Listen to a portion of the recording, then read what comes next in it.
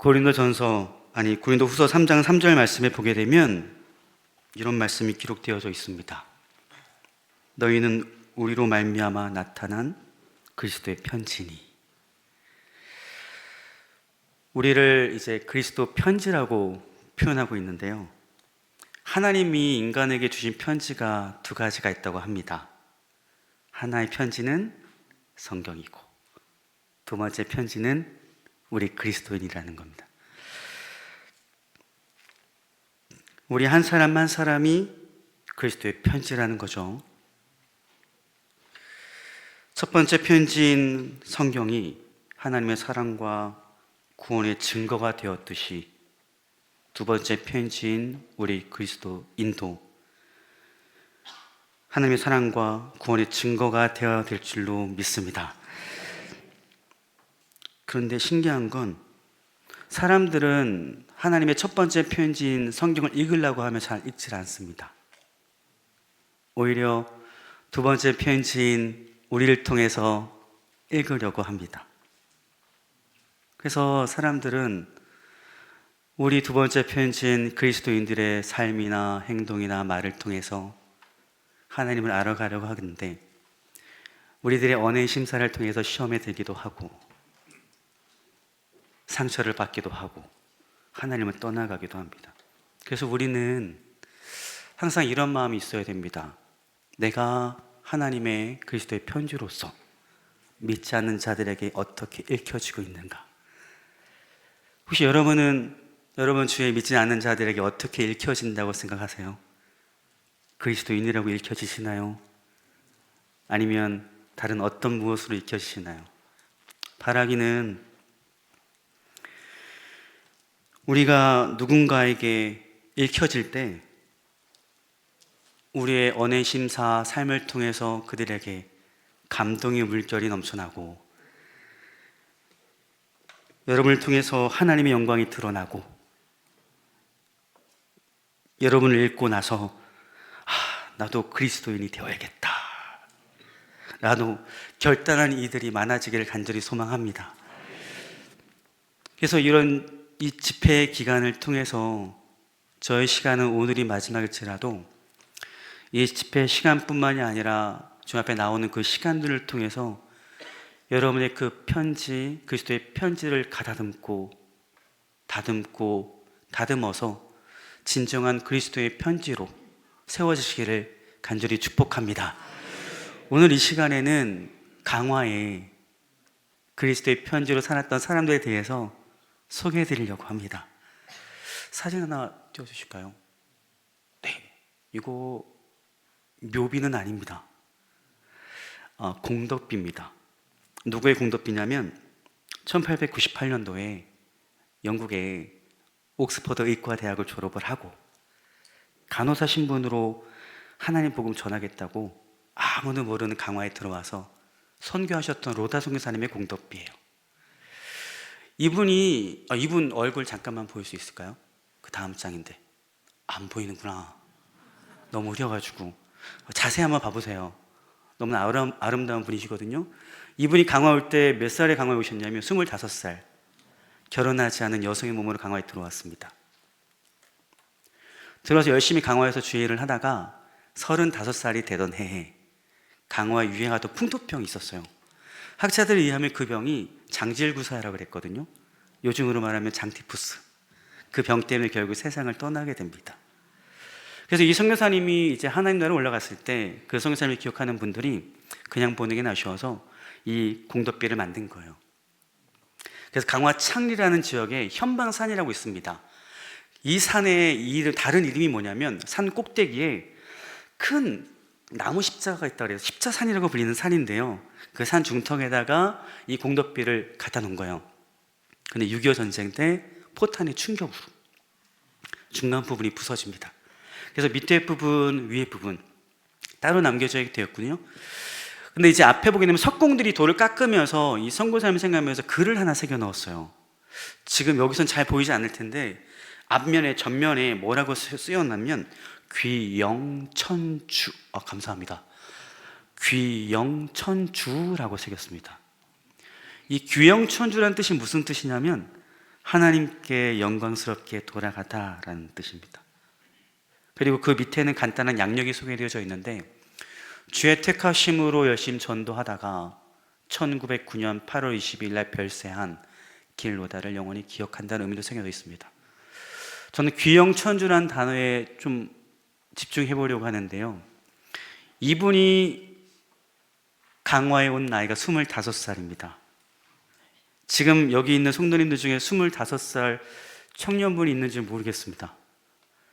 25살 젊은 청년의 나이 때 하나님 복음 전하겠다고 아무도 모르는 강화에 들어와서 선교하다가 10년 만에 안타깝게 병을 얻어 세상을 떠난 거예요. 다른 사람이 보기에는 이게 헛된 죽음이라고 할 수 있지만 이 사람이 진짜 너무나 귀한 죽음일 수 있죠. 근데 이게 왜 어떻게 가능했냐라는 거예요. 140년, 130년 전에 우리 조선 땅에 많은 외국인 선교사님이 들어와요. 그 선교사님은 다 엘리트들입니다. 근데 한 가지 목적 가지고 들어옵니다. 뭐예요? 이 조선 땅에 하나님 복음 증거하겠다고. 참 대단한 건 뭔지 알아요? 그들이 죽어서도 이 땅에 묻힙니다. 정말 놀라운 건 그 선교사님의 아내, 그 선교사님의 남편도 이 땅에 묻혀요. 더 놀라운 건 그들의 자녀들도. 그들의 무덤이 어디 있을까요? 양화진에 있습니다. 왜 그렇게 생명을 바치면서까지 우리 땅에다가 복음을 증거하기 위해 들어왔을까요? 오늘날 많은 선교사님들이 우리나라에서 해외로 파송받아서 사역을 하잖아요. 그 선교사님들 참 힘듭니다. 잘 먹지도 못하고 잘 입지도 못하고 거할 것도 마땅치 않고 많은 어려움 가운데 선교를 하고 있는데 돌아오질 않아요. 추방당하기 전까지. 왜 그 땅에 복음 전하겠다고 그렇게 있는 겁니다. 왜 그게 가능하냐는 거예요. 왜 그럴까요? 왜? 그 이유가 뭐라고 생각하세요?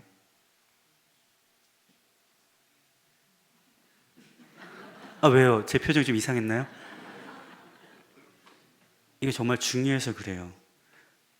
140년 전에, 118년 전에, 그리고 지금 현재도 많은 선교사들이 주의 복음 전하겠다고 나가는 이유가 그 자신 스스로가 하나님께 받은 사랑이 너무나 커서 그렇습니다. 그러니까 다른 이유는 없어요. 나에게 하나님이 허락한 그 사랑이 너무나 커서 그렇습니다. 이 사랑이 너무나 커서 견딜 수가 없어가지고, 이걸 전하지 않고서는 견딜 수가 없어서 128년 전에 25살 젊은 청년 로다 선교사가 부모, 친척, 친구, 자기의 미래 다 내려놓고 아무도 모르는 강화에 들어와서 선교한 거예요. 참 감사한 건 그 선교사님들 그 사랑 때문에 지금 저와 여러분이 동일하게 예수님 믿고 있다는 거. 근데 참 놀라운 건 140년 전에 그 선교사에게 임했던 하나님의 사랑이나 지금 저와 여러분 마음 가운데 있는 하나님의 사랑은 똑같다라는 거예요. 똑같다는 거예요. 그럼 여기서 중요한 건 그때 선교사에게 임했던 하나님의 사랑을 통한 하나님의 뜻이나 지금 저와 여러분 마음 가운데 임한 하나님의 사랑 가운데 하나님께서 원하시는 뜻이나 똑같다라는 거예요. 그 뜻이 뭐냐면 너에게 주어진 그 하나님의 사랑 너만 간직하지 말고 알지 못하는 자들에게 전하라는 거예요. 성도님들 참 기쁘죠. 예배 때 이렇게 찬양하고 말씀을 들으면 은혜를 받고 기도하면 내 마음이 평안하여 주고 감격스러워지는 게 얼마나 감사해요. 근데 아셔야 돼요. 내가 하나님의 사랑을 받아 나만 하나님 은혜에 감격하고 나만 하나님의 사랑에 충만하고 나만 평안 가운데 살고 있으면 이거 너무 이기적인 거예요. 어떻게 보면 직무유기예요. 하나님이 원하시는 건 뭐예요? 너에게 있는 사랑, 나의 사랑을 알지 못한 자에게 전하라는 거예요. 혹 주위에 하나님의 사랑을 알지 못하는 자들이 있다고 한다면 부탁이니 올해가 가기 전에 아직 한 달 반이 남았잖아요. 오래 가기 전에라도 주의 사랑을 전하며 여러분 마음속에 있는 그 주의 사랑을 꼭 전하며 살아가시기를 간절히 소망을 드립니다. 제가 또 하나의 유물을 소개해 드릴 건데요. 자, 보여주세요. 종입니다. 종. 기념관에 종이 두 개가 있어요. 위에 있는 종은 조그맣고 아래 있는 종이 좀 큰 종인데 제가 위에 있는 종부터 소개해 드릴게요. 저 위에 있는 종이 냉정리 성공회 교회 종입니다. 성공회라는 교단은 선교하는 지역에 교회가 세워지게 되면 세워진 교회에다가 선물을 하나 줬대요. 어떤 선물을 줬냐면 종을 줬답니다. 종. 근데 이 종이 새 종은 아니고 영국에서 사용하던 헌종을 줬대요. 여기 있는 종이 영국에서 가져온 종이고요. 400년 된 종이에요. 이 종 소리가 나느냐? 예, 소리 나요. 근데 기념관에서 부탁해도 못 들어드려요. 왜냐하면 종이 금이 갔어요. 왜 종이 금이 가게 됐냐면 우리나라가 일제강점기에 있을 때 일본이 태평양 전쟁을 일으키고 전쟁 중이니까 군수물품이 필요하니 우리나라를 통해서 그걸 얻었어요. 그래서 각 가정의 그릇들, 숟가락, 젓가락, 교회에 매달려있는 교회종, 교회 문고리 다 뺏어갔거든요. 세 번째나 세 번째 다 뺏어갔어요. 이 교회 어르신이 교회 가는 중에 옆에 교회가 종 뺏기는 모습을 본 거예요. 여러분 교회에 종이 있다고 하는데 종이 있다면 그 종을 뺏기길 원해요? 원하지 않아요? 원하지 않아요. 그래서 그 어르신이 조만간 우리 교회 종도 뺏길 것 같으니 이 종을 어떻게 숨겨야겠다 생각을 한 거예요. 그래서 옛날에 교회 바닥은 다 마룻바닥이었어요. 그 마룻바닥을 조금 뜯어가지고 그 밑에 땅에다가 이 종을 도자기에 싸가지고 묻어둔 거예요. 그리고 뜯어낸 마룻바닥을 다시 덮고 뜯은 흔적 있잖아요. 그걸 뭘로 가렸냐면 강대상으로 가렸다고 해요. 언제까지 땅속에 묻어놨냐면 우리나라가 해방될 때까지. 그리고 오래 사용하다 보니 종이 금이 가게 됐습니다. 역사적으로 귀중한 사료여서 저희가 소개하는 유물 중에 하나인데 놀라운 건 그 주위에 30개 교회가 있었답니다. 근데 냉정리 성공회 교회, 이 교회하고 한 교회, 두 교회 빼고 28개의 교회가 종을 다 뺏겼다고 합니다. 그러니까 이 교회 성도들이 이 종을 지키기 위해서 목숨까지 건 거예요. 정말로 소중한 종이라 생각해서 귀한 건데, 근데 참 놀랍게도 초반에는 이 종 소리가 들렸습니다. 왜 들렸냐면 하나님의 친구는 아니고요. 오시는 분들 있잖아요. 어르신들이 지팡이를 가지고 온 어르신들이 가끔 쳐요. 제가 화들짝 놀라 치지 말라 그러는데 소리가 어떤 소리가 나냐면 쨍 소리 나요. 작고 얇고 금이 가서 쨍 이런 소리가 납니다. 그래서 소중한 강화의 또 기독교 유물이어서 또 믿음의 선배들이 믿음을 지키려고 했던 하나의 중요한 사료가 되어서 제가 소개를 해드리고요. 바닥에 있는 종이요. 그 바닥에 있는 종은 인천 내가면에 감리교단에서 세운 갈멜사인 기도원이라고 있었습니다. 지금 그 기도원이 없는데 기도원이 사용하던 종이에요. 70년 전에 사용하던 종인데 이 종 소리를 한번 들어볼게요.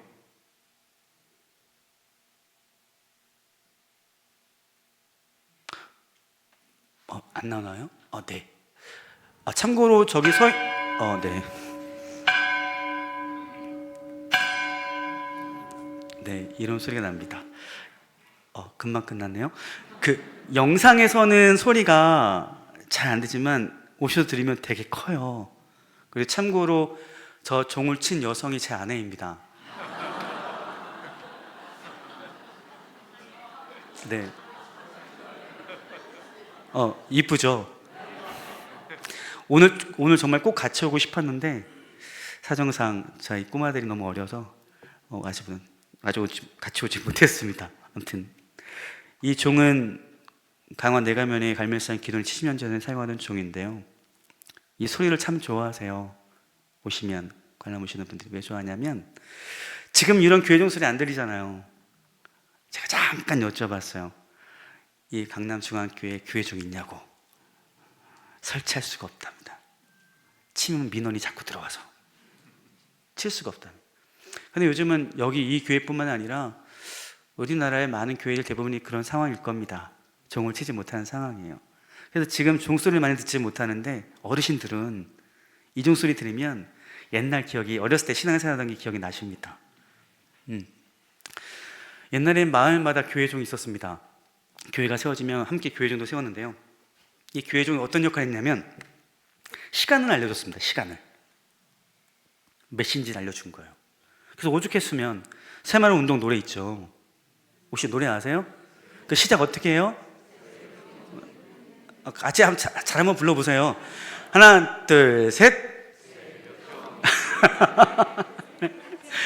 감사합니다.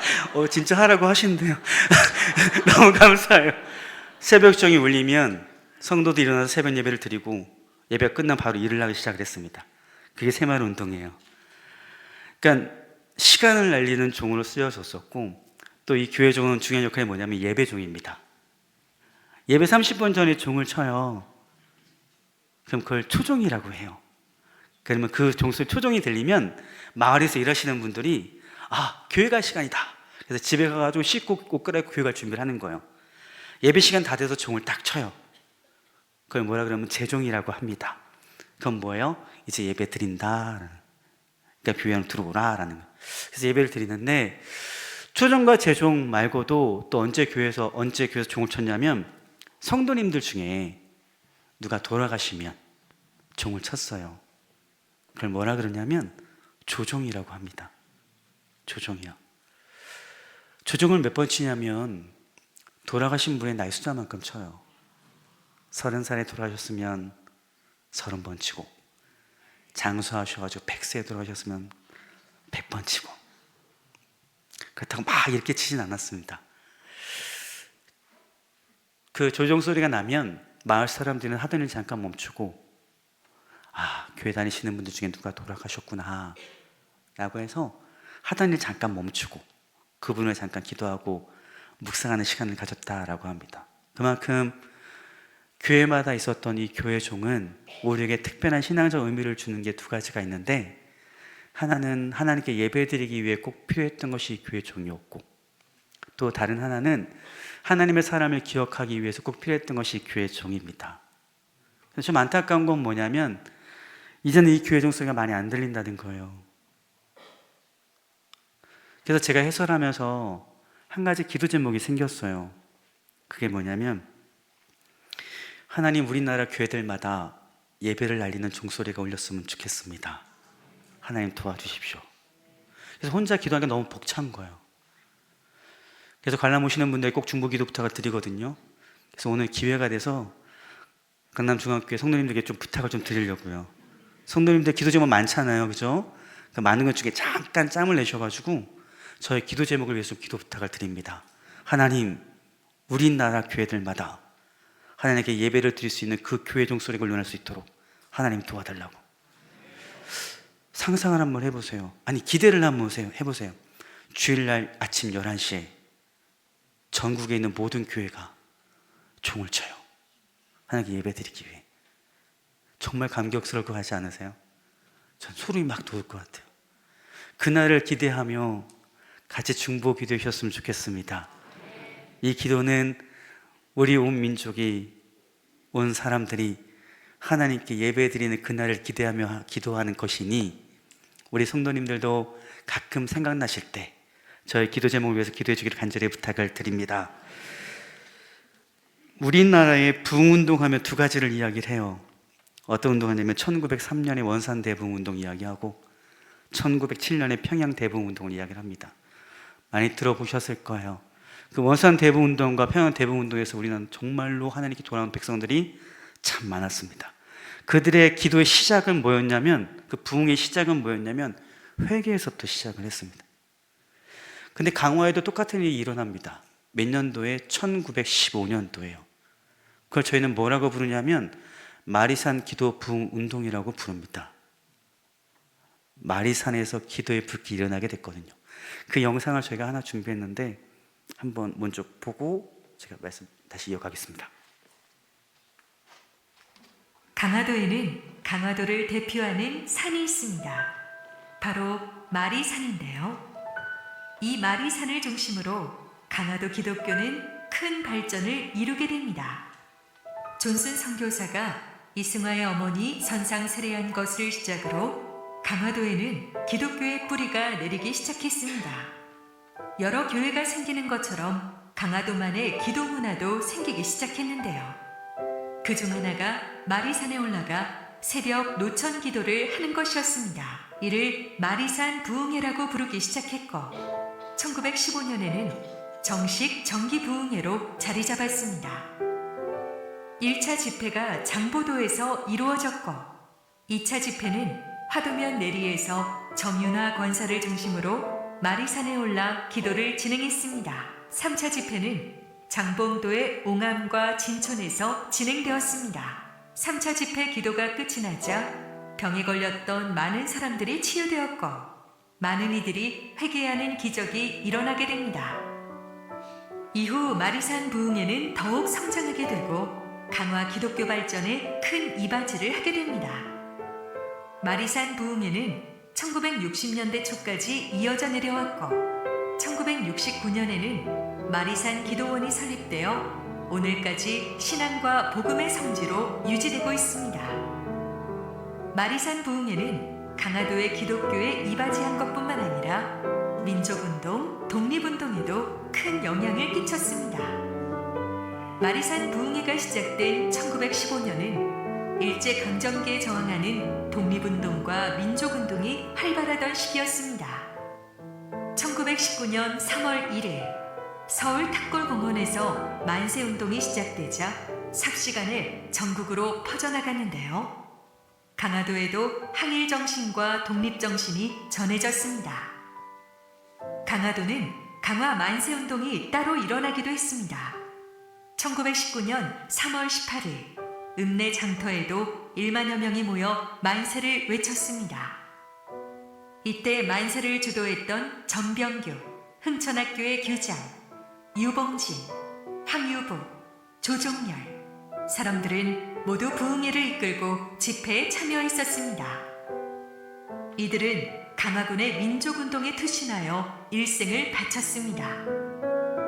마리산 부흥회의 깊은 신앙과 활동이 독립운동의 원동력이 되기도 한 것입니다.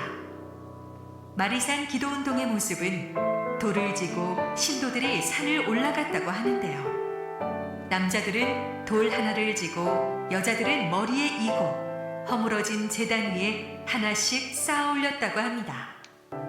마리산 기도운동은 당시에 민족적으로 토속적으로 의미가 깊은 마리산에서 일어난 기독교 운동으로 신학적으로도 민족적으로도 그 의미가 깊습니다.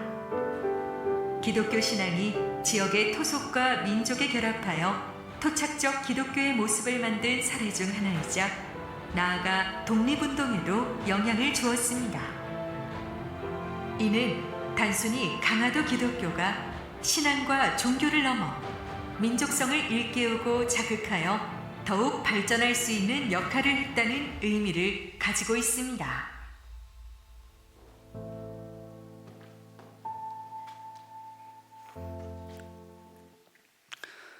1915년도에 시작된 마리산 기도 부흥운동, 정확히 말하면 마리산 부흥회는 정윤화 권사로 시작을 합니다.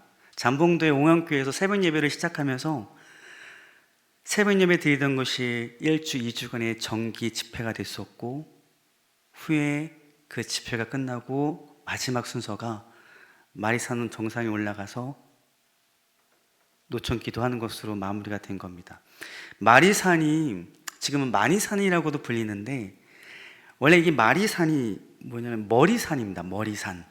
머리산인데 어떤 사람은 일본 강점기 때 마리산이 마니산으로 바뀌었다라고 이야기를 하지만 어떤 역사학자나 어떤 사료에 보게 되면 일본인들에 의해서 된 건 아니고요. 자연스럽게 이렇게 마리에서 마니로 부르게 되었다고 합니다. 근데 중요한 건 뭐냐면 마리산 꼭대기에 뭐가 있냐면 단군이 하늘에게 제사 드리던 참성단이 있습니다. 혹시 마리산 올라가 보셨어요? 참성단 보셨어요? 거기서 단군이 하늘에 제사 지대던 제단이에요. 근데 1915년도에 그 재단이 어떤 재단으로 바뀌어요? 하나님께 예배하는 재단으로 바뀝니다. 사실 일제 때 그 참성단이 무너졌어요. 민족이 전기 끊겠다고 일본이 무너뜨렸습니다. 아까 영상에 마이산 올라가는 사람들이 돌을 쥐고 올라갔다 그랬잖아요. 그게 뭐 하려고 했냐면 참성단 다시 쌓으려고 올라간 거예요.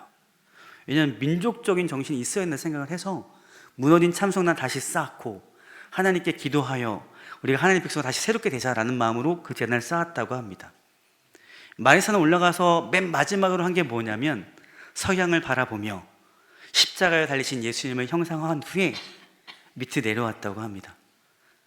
그 운동을 통해서 많은 기적과 이적과 치유와 신유의 역사가 일어납니다. 거기서 많은 사람들이 예수님 믿게 되었는데 놀라운 건 그들이 그 자리에서만 끝난 것이 아니라 거기서 은혜 받은 사람들이 우리나라의 어려운 가운데 우리가 가만히 있을 수는 없다. 그래서 어디로 가냐면 독립운동하는데도 빠지게 돼요. 빠졌다기보다 이끄는 리더자가 됩니다. 아까 영상에 나왔듯이 1919년 3월 1일 날 만세운동이 일어나잖아요. 서울 탑골공원에서. 그 만세운동 6개월 동안 전국적으로 막 퍼지는데 강화에도 만세운동이 일어나요. 17일 후에 3월 18일 날. 그때 강화 인구가 7만 명, 어떤 사람은 4만 명이라고도 하고요. 근데 그때 당시 만세운동에 참여한 숫자가 1만 명에서 2만 명 정도 됐다고 합니다. 그러니까 많은 인원이 강화읍 시장에 모여서 만세운동을 외친 거예요. 그 만세운동을 하면서 90여 명이 잡힙니다. 체포돼요. 근데 그 중에 43명이 재판이 넘겨져요. 그 중에 25명이 그리스도인입니다. 이게 무슨 의미냐면 기독교인이 자기의 신앙뿐만이 아니라 지역이나 나라나 어려웠을 때 발벗고 나서서 앞장서서 이끌었던 리더자의 역할을 감당했다는 겁니다. 바라기는 우리 성도 여러분들도 교회 안에서뿐만이 아니라 세상 가운데 속에서도 우리가 세상을 아예 제쳐두고 살아가지 못하잖아요. 그죠? 세상 가운데 살아가면서 세상에 그리스도인으로서 바로 쓰셔서 믿지 않는 자들이 따를 수 있는 리더자의 품격을 가지기를 간절히 소망합니다. 그 리더자의 품격은 어디서 나오냐면 하나님의 말씀을 실천하고 하나님의 말씀을 사는 것에부터 시작이 되어집니다. 그걸 잊지 마시고 여러분 한 분 한 분이 그렇게 사용되지 못하는데 놀라운 건 이 마리산 기도부 운동이나 그리고 3.1 만세 운동을 주도했던 사람들이 다 평신도들입니다. 그러니까 여러분들 정말 대단한 사람들은 그러니까 기대하셔야 된다는 이야기입니다. 목사, 전도사가 그 일을 주도했던 것이 아니라 은혜 받은 한 사람이 그 일을 주도했다는 겁니다. 그래서 하나님께 큰 역사를 하셨다는 거예요. 그러니까 하나님 보실 때 사명자는 목사, 교육자뿐만이 아닙니다. 하나님 받은 사랑을 받은 자가 다 모두가 다 사명자인 겁니다. 그러니 여러분들이 어느 자리에 있든지 하나님의 사랑이 여러분 안에 있다라고 한다면 내가 하나님께 받은 사명자의 모습으로 교회 안에서뿐만이 아니라 세상 가운데서 하나님의 복음을 널리 전하며 살아가시기를 간절히 축복합니다. 강화 기독교 인물 중에 이동이라는 사람이 있습니다. 혹시 사진 볼 수 있을까요? 이분입니다. 아시는 분도 계실 거예요. 이분 직업이 뭘 것 같아요? 형사요? 군인이셨습니다. 군인. 이분이 강화뿐은 아니에요. 함경남도 단천뿐입니다. 이분이 강화에 왜 왔냐면 고종황제가 너 강화 내려가서 제뉴대장 하라 그래서 내려온 거예요. 근데 이분이 강화에 살면서 한 가지 깨달아요. 강화에 살려면 교회 다니지 않고서는 견딜 수가 없겠구나. 그러던 차에 김우재 전도사님의 말씀을 듣고 은혜를 받아가지고 자기가 이제 교회를 다니기 시작을 합니다. 이분이 개종을 해요. 그래서 강화 중앙교회를 다니게 됐고 후에 권사님까지 되셨는데 이분이 한 가지를 깨달아요. 내 평생 꿈은 우리나라가 독립하는 게 꿈인데 우리나라가 독립하려면 두 가지가 있어야겠구나. 그게 뭐냐면 학교하고 교회구나. 그래서 이분이 1촌 1교 운동을 해요. 그게 뭐냐면 마을마다 학교와 교회 세우는 운동을 한 거예요. 이분이 강화의 많은 마을에 교회를 세우셔가지고 이분의 별명이 강화의 바울이라고 불려요. 학교는 강화에만 72개를 세웠어요. 전국에 170개 학교를 세웠습니다. 그래서 강화에는 어떤 이야기가 전해지냐면 학교 옆에는 교회, 교회 옆에는 학교. 그런 이야기가 전해질 정도로 많은 학교를 세웠습니다. 그렇게 많은 학교를 세웠던 이유가 뭐였냐면 내 평생 꿈은 우리나라 독립하는 건데 독립하려면 인재가 있어야 되니 많은 학교를 세워서 인재를 키워야겠다라는 마음으로 그런 학교를 세웠다라고 합니다. 나중에는 무장투쟁을 하시긴 하셨지만 강화에 많은 교회와 학교를 세우셔서 우리가 소개하는 기독교 인물 중에 한 인물이고요. 이분이 평생 정말 이렇게 생각하셨던 분이에요. 우리나라가 살려면 정말 기독교가 있어야겠다, 교회가 있어야겠다 라고 생각하셨던 분이에요. 그래서 이분 유고에 이런 글을 남기셨어요. 어떤 글을 남기셨냐면 한번 띄워주실래요? 같이 한번 읽어볼까요? 시작.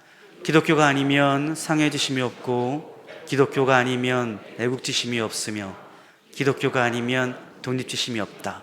그 다음 거도요. 자수자강의 기초가 기독교에 있으며 충군 애국의 기초가 기독교에 있으며 독립단합의 기초가 기독교에 있다.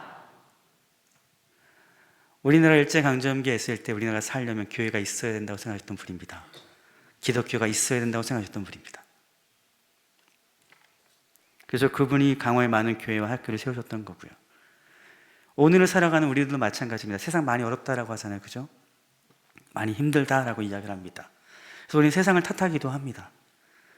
근데 솔직한 나의 심정으로, 우리 심정을 보게 되면 세상을 탓하기 전에 우리는 먼저 뭘 돌아봐야 되냐면 나 자신을 먼저 돌아봐야 됩니다.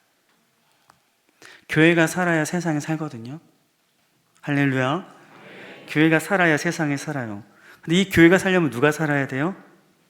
내가 살아야 됩니다. 그러니까 여러분 한 분 한 분이 하나님 앞에 바로 서시는 게 참으로 귀한 거예요. 여러분의 교회가 하나님께 쓰임받길 원하세요? 여러분의 교회가 하나님께 회복되고 하나님의 큰 은혜가 있길 원하세요? 그럼 여러분 스스로 혼자 내 개인 스스로가 하나님 앞에 바로 서셔야 돼요. 그 한 사람이 모여서 하나님 앞에 모였을 때 그 모인 공동체에서 이 교회가 살아나게 될 줄을 믿습니다. 교회가 살아나면 지역이 삽니다. 지역이 살면 종의 나라가 살게 됩니다. 우리가 세상을 탓하기 전에 나 자신을 먼저 돌아보아 내가 하나님께 바로 서 있는지를 먼저 판단하시고 기도하면서 하나님, 내가 다시금 하나님 바로 서길 원합니다. 저에게 말씀을 주옵소서, 은혜를 주옵소서. 내가 회복되어져 우리 교회가 살아나 우리가 살아나서 지역이 우리 나라가 다시 회복되길 원하오니 하나님 나로부터 시작되게 하여 주옵소서 라고 기도하시기를 간절히 소망해요. 그런 마음을 가지시길 간절히 부탁을 드립니다. 그럴 때 이 교회가 다시 한번 하나님께 새롭게 세워지게 될 줄로 믿습니다. 제가 한 가지 보여드리지 않은 게 있는데 그게 뭐냐면 교족부예요. 그 건평교회 교족부인데요. 네, 감사합니다. 이 교족부가 몇 년도 교족부냐면 1904년도 거예요. 자, 이제 확대해 보겠습니다. 감사합니다. 맨 앞쪽으로, 네, 감사합니다. 조금만 더 옆으로. 네, 감사합니다. 교족부가 뭐냐면 교인 등록부거든요. 교인 등록부는 교인 등록한 순서대로 써야지는 거잖아요. 연도를 기억하셔야 돼요. 몇 년도요? 1904년. 맨 처음 기록된 이름이 뭐냐면 고도라예요. 여성입니다. 아무 감동이 없으세요? 그건 태어난 연도고요. 이분이 1904년도 건평교회 등록을 한 건데 생각해보면 1904년도 교족부에 여성 이름이 맨 앞에 왔어요. 그게 이해가 되세요?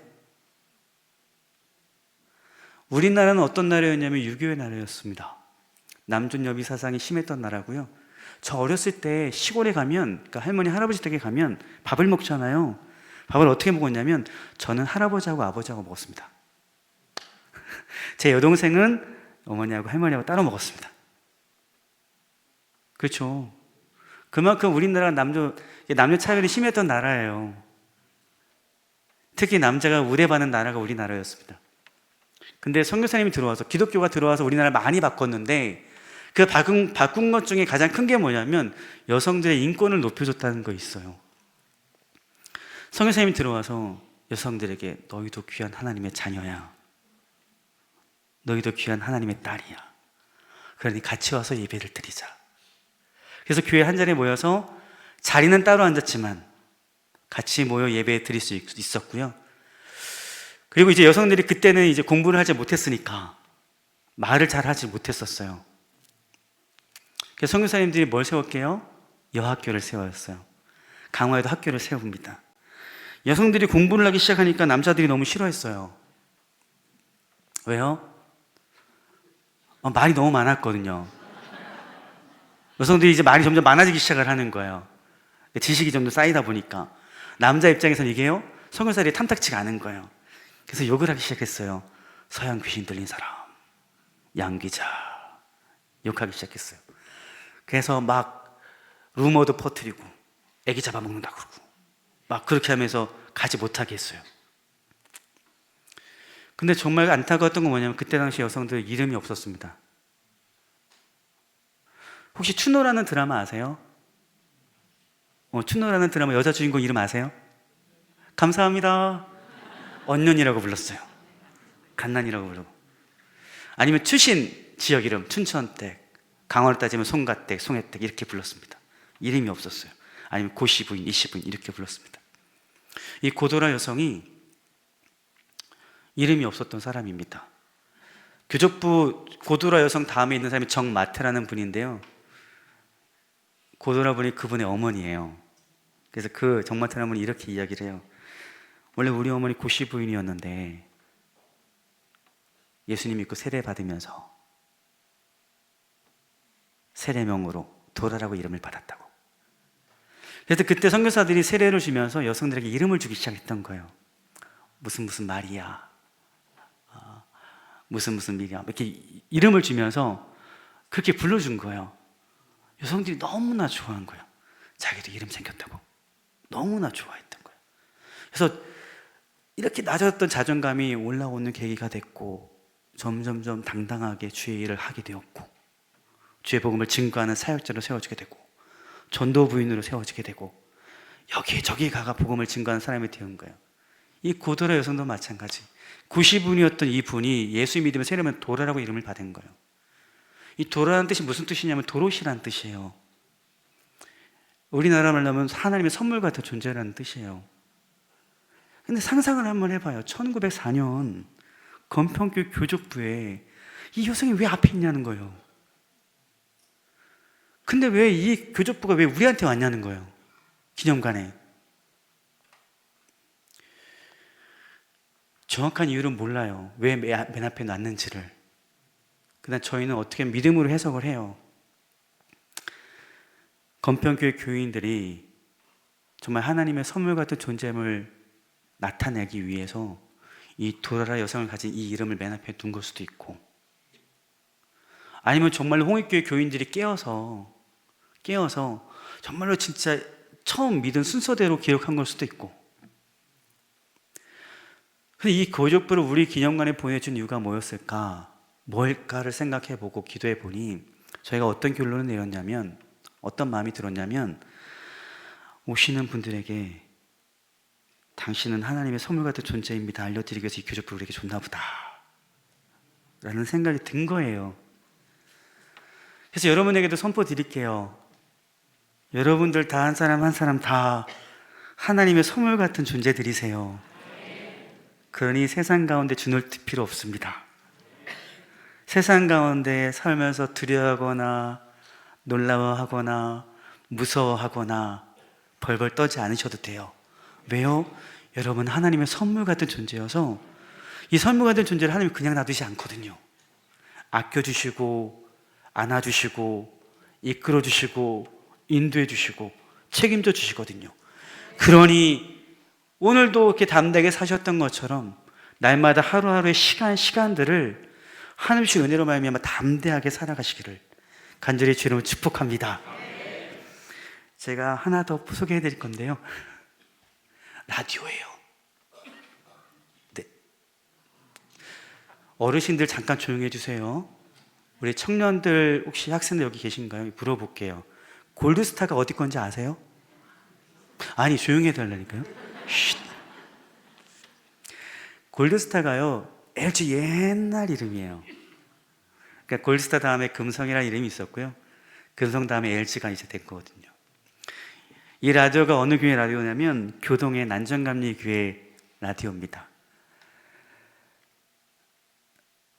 교동의 난전감리교회 청년들이 있었는데 그 청년들 마음에 하나님에 대한 갈급함이 있었어요.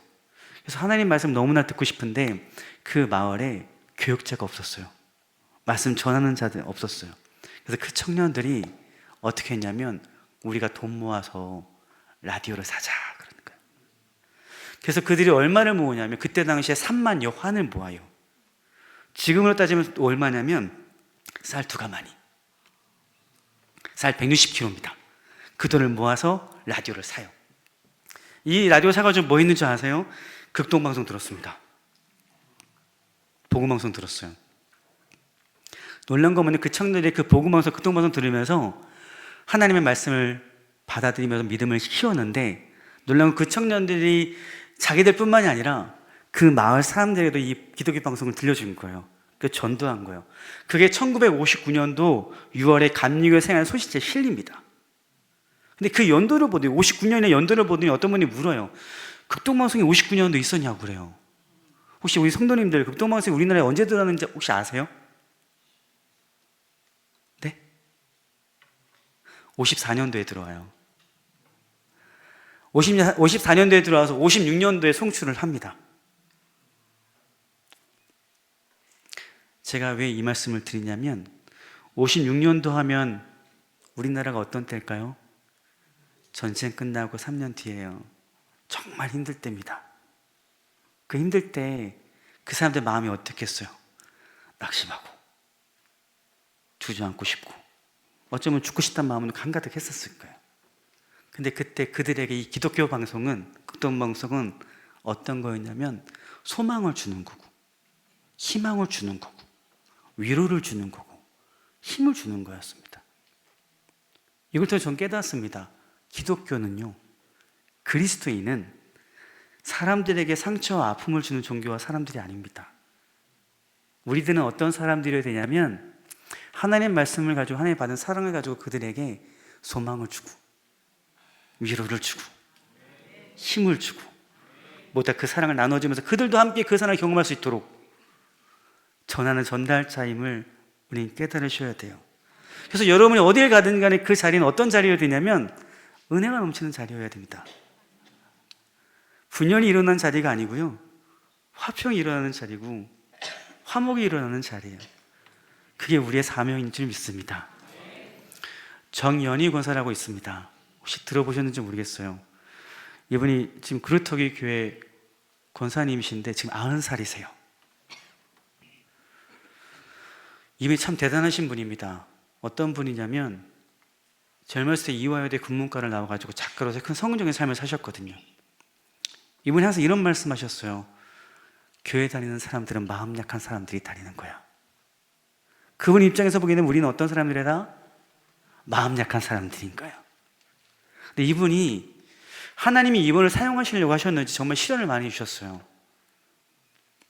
젊었을 때 간통죄 누명을 쓰고 감옥에 가요. 오랜 시간 수감생활하면서 극적으로 하나님을 만납니다. 그래서 나왔거든요. 나왔습니다.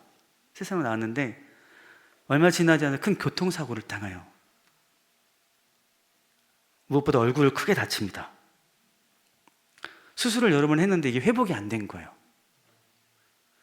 여성이요, 결혼하지 않은 여성이 얼굴을 크게 다쳤어요. 한때 잘 나가던 여성이. 그 마음이 어떻겠어요? 억장이 무너져요. 우울감도 생기겠죠. 사람들 만나기도 싫겠죠. 매일 매 순간 자들 속에 빠져있다가 죽고자 했던 마음도 많이 있었겠죠. 옆에 보던 친구가 보다 못해가지고 찾아가서 이런 이야기를 했답니다. 친구야, 하늘산 기도원으로 가보라고. 그러니까 뭐냐면 하늘에 가서 기도라도 좀 해보라고. 이분이 지푸라기라도 잡는 심정으로 그 하늘산 기도원에 갔대요. 집회 참여했는데 깜짝 놀랐답니다. 왜요? 거기 모이면 다 미친 사람 같은 거예요. 이상한 말로 기도하고 박수를 쳐대는데 광신자처럼 쳐대고 막 떼고떼고 구르면서 도저히 적응이 안 되더래요. 근데 내가 여기까지 왔는데 그냥 갈 수는 없으니 마지막 날 저녁 집회 시간에 어떻게 해야 되나 고민하다가 목사님이 어떤 이야기나 드러나 보자고 앞자리 가서 앉았답니다. 앉아서 목사님 말씀을 듣는데 뭐 들려야죠. 근데 목사님 마지막에 이런 말씀 하셨답니다. 우리 주여 삼창하고 기도하겠습니다. 이분이 주여 삼창을 못했대요. 창피해가지고 입이 안 떨어지더래요. 앞뒤 옆에 있는 사람 다 주여 주여 하고 기도하는데 자기는 입이 안 떨어지더래요. 하려고 했는데 안 떨어지대요. 성도 여러분, 주여 아무나 못 외칩니다. 은혜 받은 사람만 외칠 수 있습니다. 아멘. 맞아요. 은혜 받은 사람이 주여 외칠 수 있습니다. 근데 이분이 어떤 말을 들었냐면 죽어보자. 내가 여기까지 왜 왔나. 그래서 주여를 외쳤대요. 3번, 4번 주여를 외쳤대요. 어떤 일이 벌어졌는지 알아요? 하나님 만난 거예요. 주님만 외쳐도 하나님 만납니다. 제가 어느 기도원에 갔는데 강사님이 기도 어떻게 하시는지 아세요? 주여 10,000번 외치기. 다른 기도 가지고 주여만 외치래요. 근데 정말 놀라운 게 뭔지 알아요? 그 주여만 했는데 사람들이 다 방언합니다. 내가 진실한 마음을 가지고 간절한 마음을 가지고 주님만 외쳐도 주님 응답해 주십니다. 그분이 주여를 외쳤을 때 하나님 응답해 주셨어요. 그분이 그때 기도 문이 열려서 기도를 하기 시작을 하는데 그 시간에 하나님을 인격적으로 만난 거예요. 주님을 인격적으로 만난 거예요. 눈물 콧물 흘리며 회개하고 또 회개하고 교만했던 마음, 나의 자만스러움, 오만했던 마음, 하나님 인정하지 않았던 그런 마음들 다 회개합니다. 긴 시간이 흐르고 기도가 마치고 기도 숙소로 들어왔어요. 눈물 콧물 흘렸으니까 세수해야 되잖아요. 세수하고 거울을 딱 봤는데 깜짝 놀랐습니다. 얼굴이 나은 거예요. 이건 저의 간증이 아니고요, 그분의 간증이에요. 얼굴이 나았어요. 이분이 깜짝 놀라서 놀란 하나님 은혜를 체험하고 바로 누굴 찾아가냐면 하용주 목사님을 찾아가요. 그래서 그분에게 성경 공부를 받습니다. 성경을 배워요. 이분이 성경 공부를 마치면서 이렇게 고백합니다. 내가 예수 믿기 전에는 세상적인 글을 쓰는 사람이었는데 이제부터는 하나님을 위한 글을 쓰는 사람을 살아가겠다.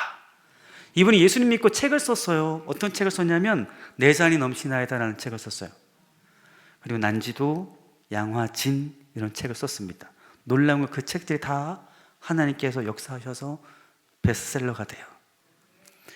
특별히 양화진이라는 책은 어떤 책이냐면 140년 전에 우리나라에 들어왔던 선교사님들을 묵상하면서 그분의 마음을 묵상하면서 소설로 쓴 책이에요. 저희가 그 책의 일부를 좀 뽑아서 기도문을 만들어 봤어요. 우리 성도님들, 우리 선교사의 마음으로 한번 이 기도문 한번 읽어 보셨으면 좋겠습니다. 한번 띄워주실래요? 같이 읽어볼까요? 주여, 지금은 아무것도 보이지 않습니다.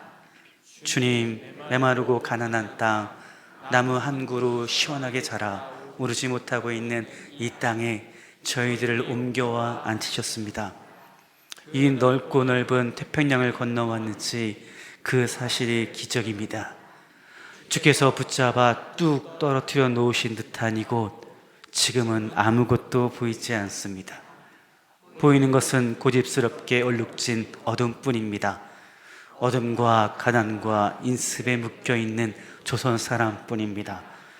그들은 왜 묶여있는지도 고통이라는 것도 모르고 있습니다. 의심부터 내고 화부터 냅니다. 조선 남자들의 속셈이 보이지를 않습니다. 이 나라 조정의 내심도 보이지 않습니다.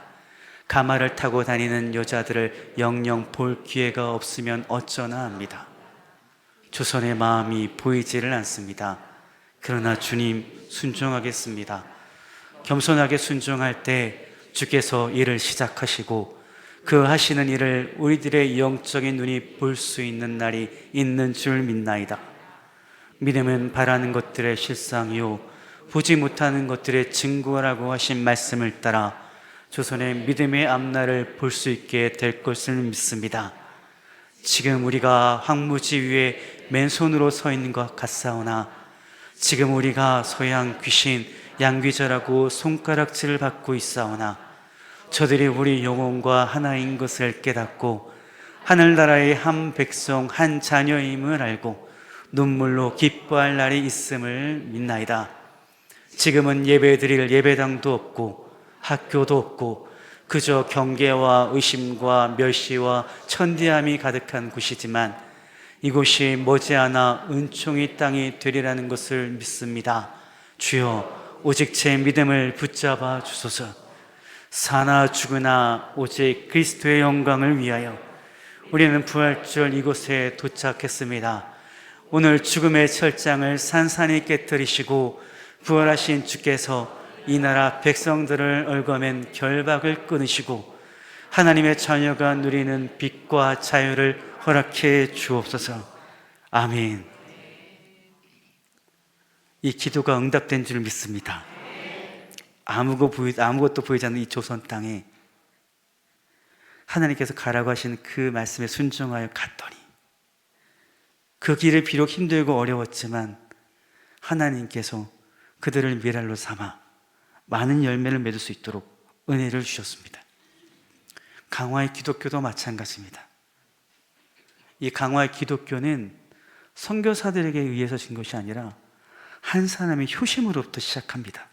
특히 감리교의 역사는 이승환이라는 이 사람의 효심으로 인해서 강화의 감리교가 전해지게 됐고 그 한 사람을 인하여서 그 다른 한 사람이 예수님 믿게 되어졌고 그들로 인해 마을이 예수님 믿게 되어졌으며 그 마을이 다른 마을 또 그 섬이 다른 섬을 증거하는 위에서 내려오는 복음이 아니라 옆으로 퍼져나가는 그런 복음 전파가 강화에서 일어나게 됩니다.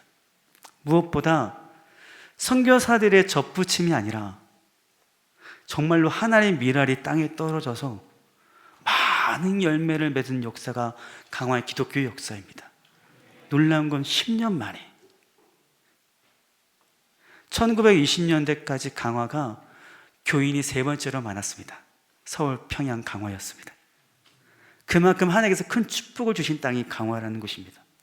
바라기는 하나님 은혜로 그 큰 일을 주셨던 그 은혜가 하나님 미랄로부터 시작되었듯이 이 강남중앙교회 성도님 한 분 한 분이 다 미랄이 되어주셔서 여러분이 가는 지역, 사역하는 그 지역이 어디일지 모르나 여러분들의 그 말씀에 대한 헌신과 희생과 그런 실천을 통해서 여러분들의 그 사랑을 통해서 여러분들의 많은 열매가 맺어지기를 간절히 소망합니다. 무엇보다 이 강남중앙교회가 여기 안에서만이 아니라 지역과 함께하여 기쁨과 또 슬픔을 함께하여 그들에게 그리스도의 사랑을 전하는데 부족함이 없는 그런 교회가 되기를 소망합니다. 날마다 말씀에 사모하는 그 은혜가 더욱더 깊어지고 이번 집회의 기간을 통해서 받은 은혜를 통하여서 다시 한번 회복되어지고 승리하는 귀한 성도님들 한 분 한 분 되시기를 간절히 주님으로 축복합니다. 아멘. 기도하겠습니다.